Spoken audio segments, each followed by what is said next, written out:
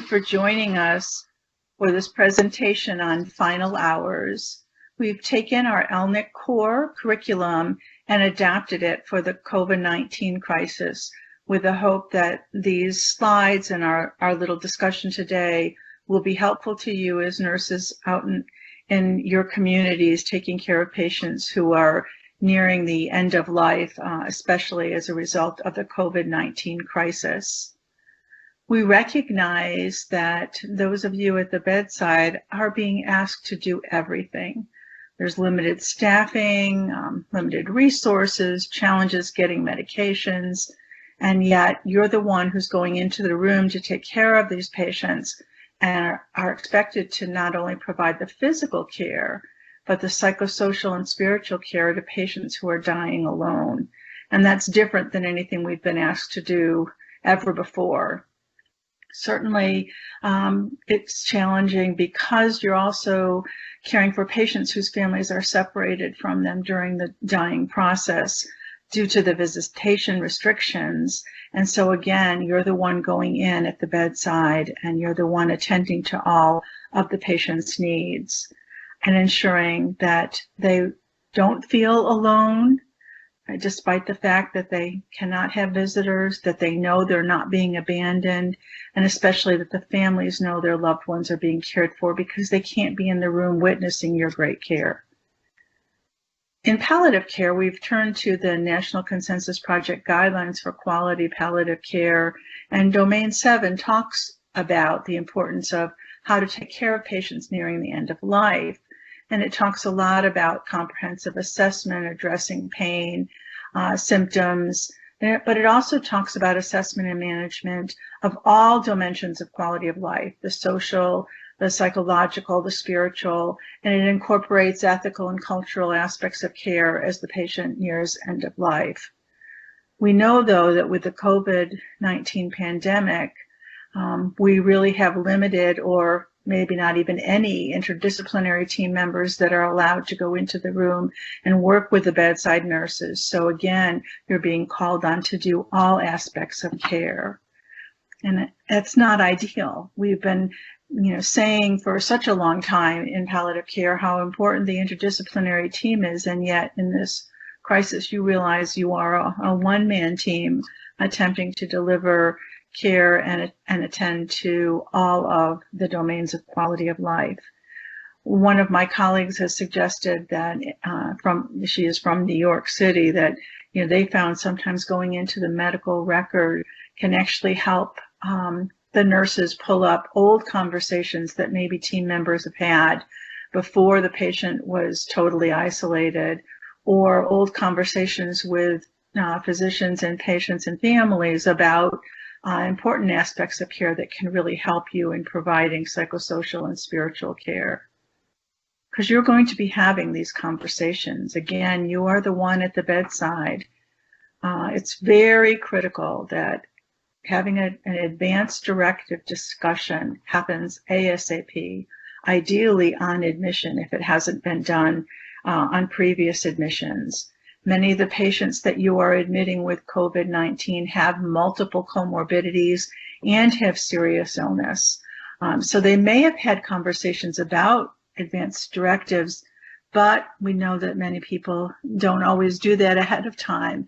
And what's important in this pandemic is that these patients get critically ill very rapidly and often cannot participate in decision making. So it's important on admission that the conversation starts, especially if the patient is alert and oriented and able to have that conversation. If not, it's absolutely essential to get and identify the surrogate decision maker, that family member or friend that is going to be the decision maker as soon as the patient is admitted. Because if that patient does change rapidly, you may need to call on the surrogate decision maker.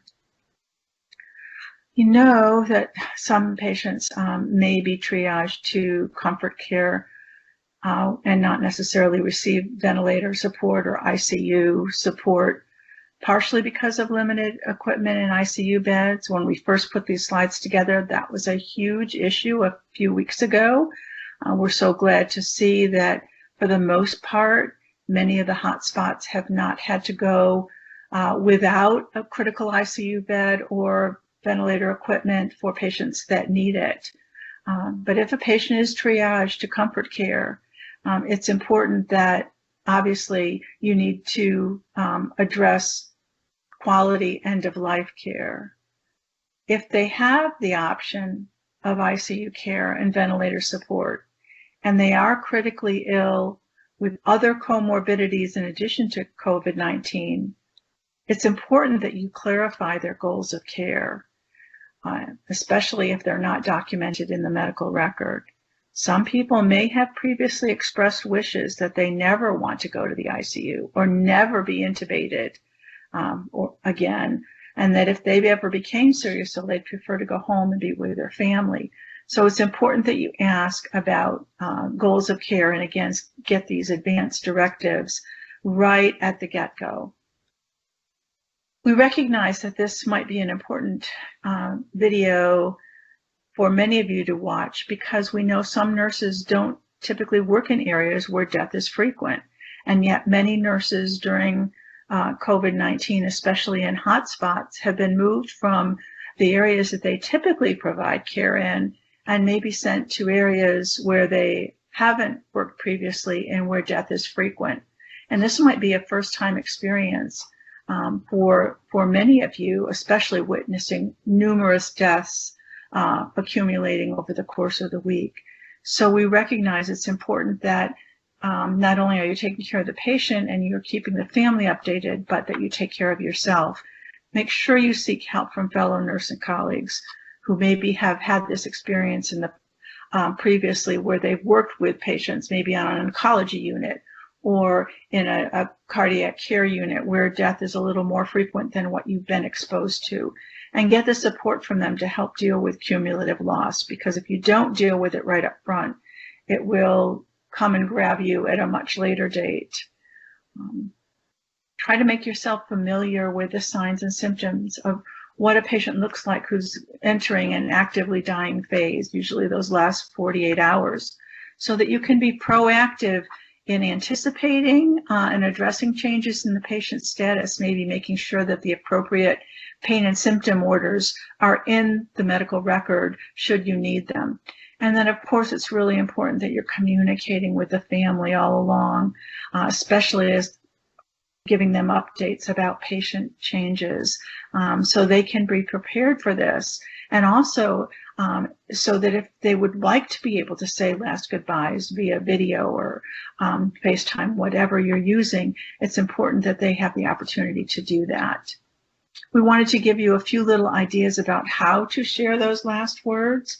It's important that that you help a family with a video chat or call. Again, you might be the only person going into the room that can do this, whether it's on an iPad, an iPhone, whatever you're using.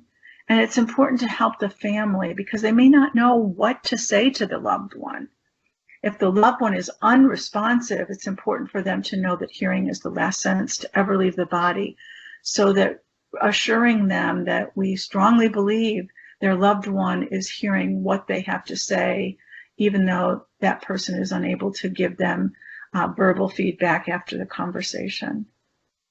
Sometimes giving them a head start, helping them with suggestions on what some people have liked to have said, especially as the end of life is near.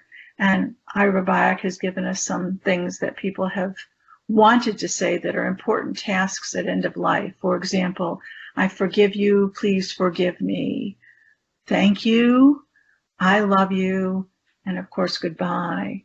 So giving them suggestions and say, just do any of these seem helpful to you? Is that a way you can start a conversation with your loved one so that you can say the words that are important for you to say and that they will hear at the very end of life. And then after that conversation, try to stay on the line to make sure that you chat with the family, find out if there's anything else that you can help them with, and make sure you have a good sense of how they're doing before you hang up.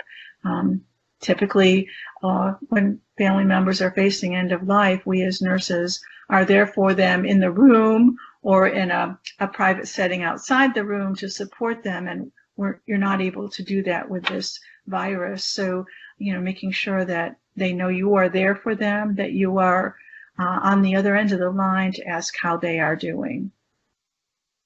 We mentioned that it's really a challenge because you are a one-man interdisciplinary team or one-woman interdisciplinary team. Certainly don't forget the importance of spiritual considerations when death is imminent. And if you have limited or no chaplaincy available, then it's going to fall to you to really assess spiritual needs and provide those interventions.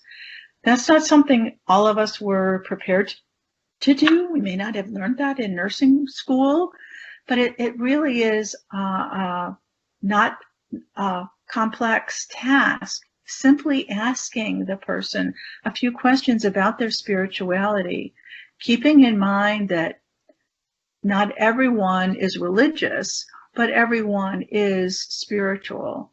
And so asking questions like, do you or for a family, do your loved ones have a faith belief? And if they say yes, find out what aspects of that belief are comforting to them. For example, they might tell you that, it's really helpful to do prayer, and you can offer to pray with them. Or if they ask you to pray with them, go ahead and help them in this. You don't necessarily have to know about the religious practices that they follow.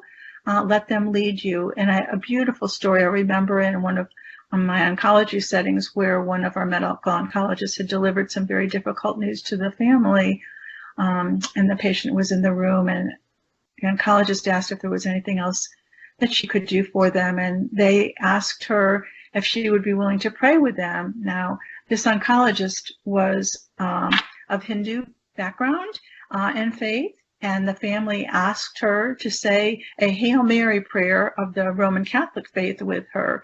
And she beautifully said to them, I would be honored to pray with you. I don't know that particular prayer, but if you start it, I will follow with you. Just a really meaningful experience for the family and also for the healthcare providers who participate in providing that type of intervention. People who might not be religious but are spiritual, ask what gives their life meaning. So if they tell you that it's being outside and yet here they are in this isolated room all alone, can you get a picture to bring into the room that's of what gives them joy and peace? The ocean, the mountains, whatever in nature gives them meaning. If they tell you that they've been really seek music out when they need comfort, can you possibly get music into the room and the type of music that they find comforting? And if they tell you that family, of course, is what gives them meaning, trying to bring the family in virtually is going to be a really valuable spiritual intervention for the patient, also for the family. Recognize that when we talk about end of life, there are typically two roads to death. And the more normal, the usual road that most people take, they get progressively weaker, sleepier, become lethargic and semi-comatose and eventually die. The more difficult or complicated road is when the patient is very restless and confused during those last 48 hours. Very hard for family members to be aware that the patient's experiencing this, very hard for healthcare providers to care for patients who are very restless, having hallucinations and possibly even seizures. Again, you want to be aware that this is a possibility. So when you see someone who is very confused and reporting some hallucinations that are challenging and frightening, you want to make sure you have medications on board in case they progress to seizures, where you want to have drugs readily available to provide immediate comfort and seizure management.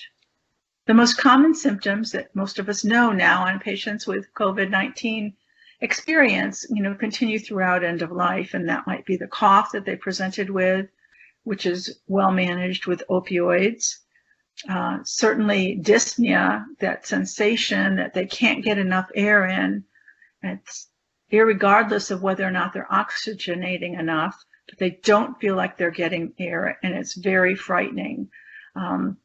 This is a totally subjective symptom, and it needs management. Opioids are the mainstay to manage this overwhelming sense of breathlessness.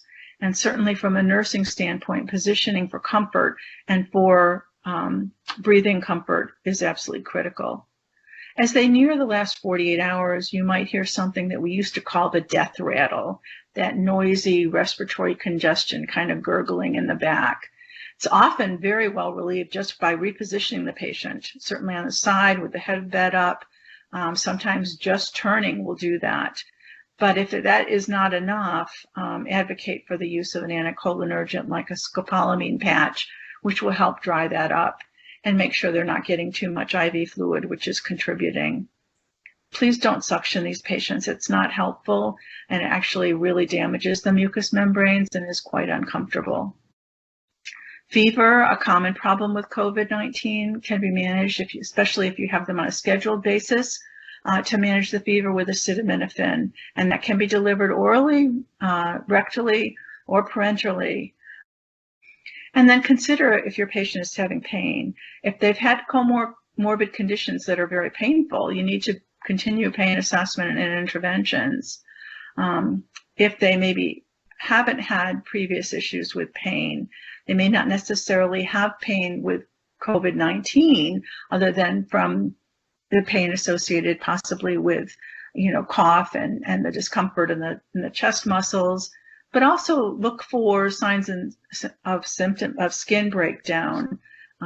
We recognize that with limited staff and less interaction with patients, especially at end of life, this can be an unexpected source of pain. So continue to do your great job of assessment.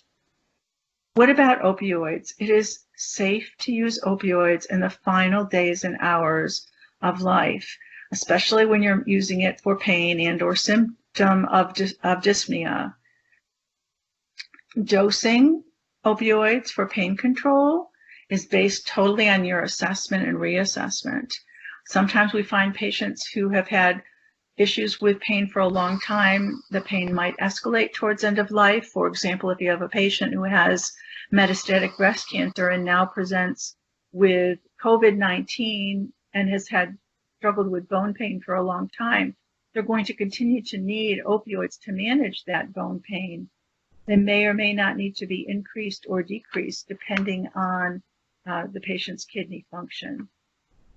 We also know that opioids are really, as I said, the mainstay to manage dyspnea. It doesn't have to be morphine. I've heard some nurses say, well, we're short on that, so what can we use? Any opioid will manage that sensation of dyspnea. Use whatever you have available. And know that the oral route can be used even in the last hours of life. You can give a very concentrated form of it. Drop it in the back of the throat. It's not really a sublingual administration. It drips down the throat and it's oral, but it works very well. What do we know about signs and symptoms of impending death? You want to be aware of them, especially so that you know how to provide nursing care, but also so that you can alert the family as to what's happening, as well as whatever members of the team are on board with care. And as I said, in the hopefully more normal route, the one that happens most usual, person becomes progressively more weak and drowsier to the state of being obtunded and unresponsive. But typically they often have less interest in food and fluids as that's happening. You'll see less output, of course. And look for signs of cold and mottled extremities in the dependent areas.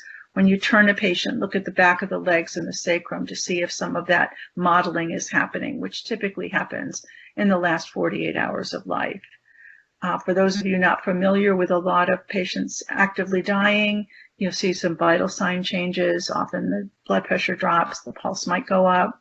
You'll see central fever. They're cool to touch, but if you're monitoring the fever, it's elevated. And there will be obviously breathing changes. The traditional Cheyne-Stokes breathing that's very intermittent and sporadic is very classic. Keep in mind that as patient is very close to end of life, you don't have to continue to do vital signs to monitor that. If you're not going to do anything in particular about intervening, for example, if you're not going to continue scheduled acetaminophen for fever management, or if you're not intervening in terms of decreased blood pressure, no need to take those vital signs. What happens when a patient dies? Well, certainly care following death. You need to not only obviously alert the team, but someone's going to have to communicate with the family, and it might be you, or certainly following up after the patient hears that their loved one has died. This is going to be extremely hard, especially because they have not been able to be with their loved one in most instances. So give them the opportunity to express their emotions, and you can validate their feelings by using things like the I wish statements. Those statements are so powerful. For example, I wish things were different and you could have been here. I wish your loved one hasn't had to go through this. I wish you haven't had to go through this. And of course, you cannot imagine how hard this would be. We can never fully understand how awful this is because it is not our family member. Prepare the family for the next steps, what's going to happen to the body,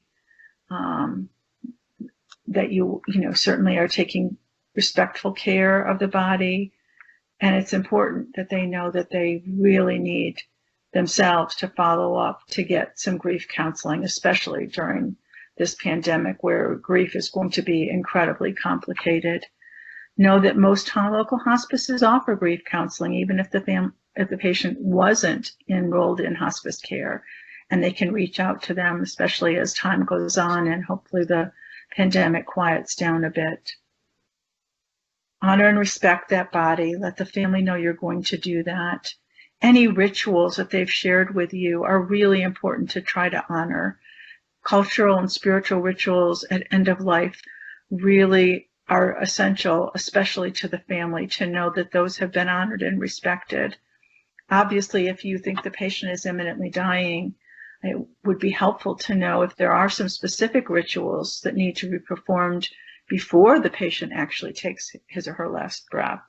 And then if there are specific rituals that need to be honored at the time of death, for example, turning the bed towards Mecca for the Muslim patient, it would be helpful to know this so that you can honor and respect it. And then whenever it's possible, have the family members participate in these rituals virtually if they want to. Consider if you can honor this person with some sort of legacy making. Palliative care typically does handprints or things of that nature that family members can keep.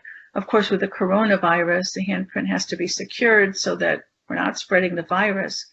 But if that's something that would be important for the family, if there's a way to secure it and make sure that the family does not touch it until after a certain number of hours when we expect that the virus will no longer be on an object, certainly thinking out of the box to do something creative like that is important. Or sending a note to the family, letting them know something specific about what you remember of their loved one that makes that individual unique, and families really appreciate that. In some of our hotspot cities that are severely hit, we're hearing there's a lack of morgue and funeral home space for the deceased. We see it on the news, certainly in New York City and some other places as well. It's important for families to know that they have to find their own funeral homes. This is not a role that we play in helping them post-mortem. And that's a huge issue because many of funeral homes are going to be telling family members on the phone they have no room to take another body, or they're not able to be to serve them. And this can add more distress onto an already horrible situation. It's important to think about this, certainly as family members prepare for the immediacy of end of life. We talked earlier in the slides about getting an advance directive right up at the beginning on admission. I know it sounds almost cruel and heartless to bring this up, but it's really important that you do, and to let them know we really hope that you're not going to need a funeral home, but we want to be prepared for the worst case scenario. We're hearing that you might have difficulty securing one. even if your loved one has made prearrangements. So it's important that you think about it and start working on this now. Again, hoping that you never have to use it, but it would be really helpful to prepare for the worst and still hope for the best. If you are caring for patients in home care and going out to the home, the family member is unable to secure a funeral home and the patient has died at home with COVID, the family can call 911, obviously alerting them to the loved one's virus, and a policeman and a medical examiner will come. The body will be taken to the city morgue, but can only stay there 6 days. Again, families have to continue in those 6 days to find and secure a funeral home. So you can see that if you are in a hotspot city, it's really important to have this conversation early on rather than later. You really want to eliminate as much needless suffering as you possibly can, especially in a situation where you recognize that the patient's not expected to survive. It's helpful to have found that funeral home before it's needed. Certainly think of ways to honor, as I said, and respect the individual who has died. It's also important for you to grieve that loss. It's very hard to do in the midst of an incredibly insane, busy shift where you're taking care of multiple very sick people. We want to give you a tool that we think is really helpful in terms of honoring the deceased and the family, but also honoring the grief that you are experiencing and giving thanks to any team member who participated in trying in every way possible to either save this person or, for those not expected to survive, provide them with a comfortable, peaceful death. On the next slide is an example of a video that's a very powerful 2-minute video. It's a YouTube that was done at the University of Virginia. It was developed by a nurse, Jonathan Bartels, who recognized the importance in the emergency room of taking a moment after the team had worked so hard on a patient who came into the ER, experienced a cardiac arrest, and died, and how important it is to honor that patient's humanity and also to honor the great work that you had done, despite the fact that this person succumbed to whatever illness they had. We'd love to be able to share it with you. We tried to do that, but with glitches with YouTube and online here, it doesn't come across very clearly. So we would encourage you to take a moment and jot down this website. You can Google the pause, University of Virginia, Jonathan Bartels, and find it. It's only 2 minutes, but it's something that I think you'll find incredibly comforting. It's a beautiful ritual that can be performed in less than 2 minutes, and it will give you and your team tremendous comfort and strength as you move through this COVID-19 pandemic where so many people are dying. We hope that this has been helpful for you, especially if you're not familiar with caring for so many patients that are losing their lives to such a horrible pandemic. Again, we've never experienced anything like this before, and we're struggling at ELNEC to try to find ways to help you all amidst this crisis, provide a sacred experience for the patient and the family who are dealing with one of the most challenging times in our healthcare system. We've left you some resources that we hope will be helpful, and we want to end by telling you how proud we are of nursing. It's so wonderful to hear our news reports coming across the country honoring nurses at the bedside and the great work that you're doing. You are the real heroes, and we thank you all for the amazing work that you are doing amidst this pandemic. Stay safe, stay well, and take care of yourself as best you can. Thank you.